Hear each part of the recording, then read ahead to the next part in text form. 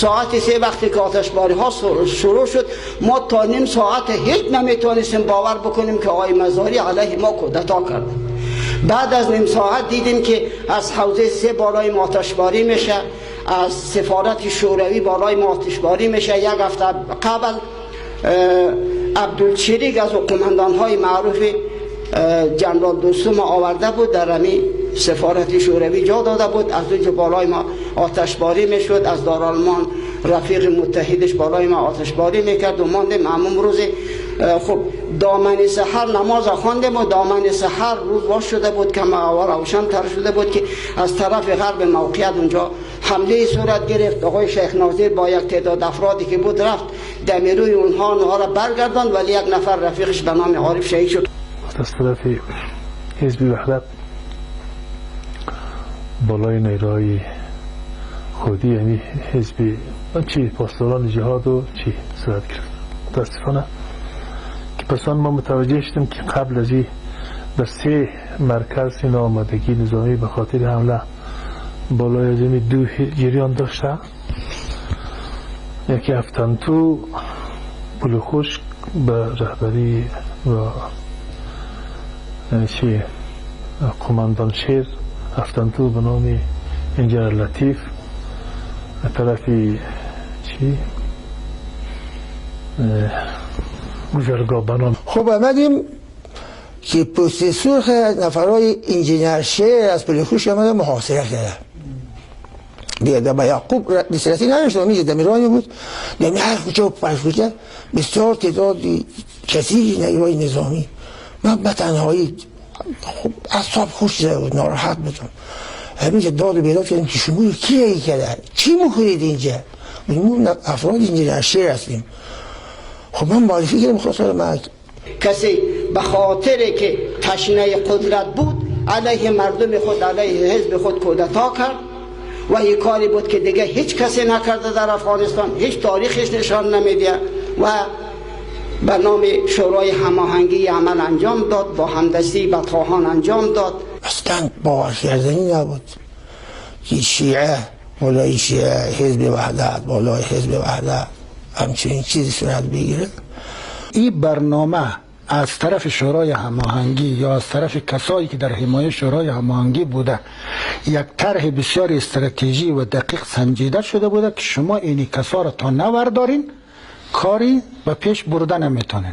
در 23 سنبل گرچه همی حمله ای که بالای نیروهای پاسدار منحله یا سابق بود صورت گرفت، اینا قبلا سازماندهی شده بوده.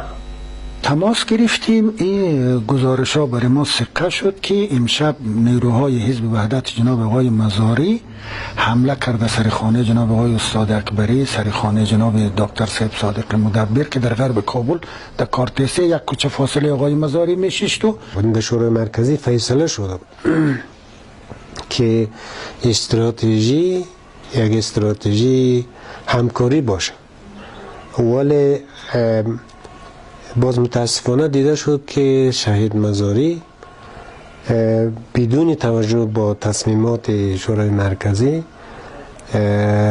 قبلا با آقای حکمتیار و با آقای دوستم شورای هماهنگی را ساخته بود که شورای هماهنگی را در شورای مرکزی مطرح نمیکرد. شهید مزاری انکار میکرد، اما در عمل متاسفانه این نبود. در عمل همکاری با شورای هماهنگی بود، ولی در ظاهر بعد گویا میگفت بی‌طرف باشه، میگفت نشان هم نمیداد که باید ما با دولت همکاری کنیم، در حالی که در همون لحظه استاد مزاری یا حزب وحدت استاد خلیلی را چه داشت؟ وزیر مالیه داشت، آقای عالمی، آقای بلاغی وزیر تجارت بود، ما چند وزیر داشت. 10 نفر کشته. شما در بعض نشریات خوانده اید که در او کودتا هزاران نفر کشته شد. من این را تایید نمی کنم. اگر صدها نفر بگویم کشته شد، این را شما میتونید که البته تحقیق کنید. این بعید از باور نیست که صدها نفر در کودتایی که آقای مزاری با همدستی تحت عنوان شورای هماهنگی علیه مردم خود، علیه حزب خود انجام داد. شما در افغانستان کسی را سراغ ندارید که با همدستی بدخواهان علیه مردم خود کودتا کرده باشد، علیه حزب خود کودتا کرده باشد. ولی آقای مزاری کار انجام داد، ده ها نفر کشت، بلکه صدها نفر از مردم خود کشت.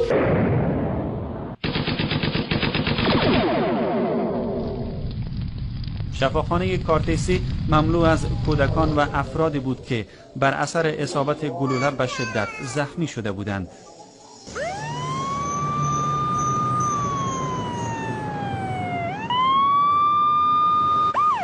و نیروهای بندیش هم صدها خانه را از همین مردم غارت کرد و کسانی را به زندان انداخت. چی کنیم کجا بریم؟ چی کنیم کجا بریم؟ این طرف سرپناه جایی نداریم؟ نه جایی نداریم.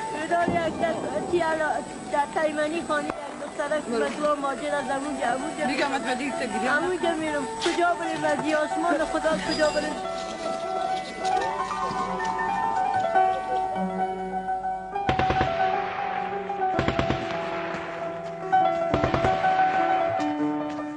تمام ملیشایی که هستن اینجا هست قندار هستند، کلش قندار است، عزیز اسلامی هستند، همراه ازبکا. وقتی که ما دیدیم بسیار با حالت خراب زبانای ما گنگه شد، ما هیچ چیز گفته نتونستیم.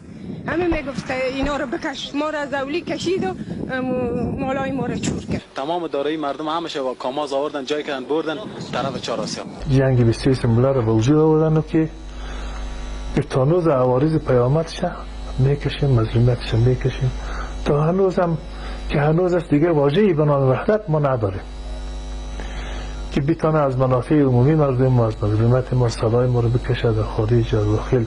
و با شمشیر حزب وحدت اسلامی را که تبلور اراده مردم و خواست مردم و آرزوی مردم و تضمین کننده خواسته های به حق مردم بود، مردم هزاره و شیعه ایره با یک کودتا ایره با شمشیر قطع کرد. اما فعلا چی؟ فعلا ما چی میخوایم؟ ما با خاطر او قضیه و قضایایی که شد در کابل صورت گرفت بنای ادامه دشمنی نداریم. آماده آشتی هستیم، آماده برادری هستیم، آماده در کنار یکدیگر قرار گرفتن هستیم.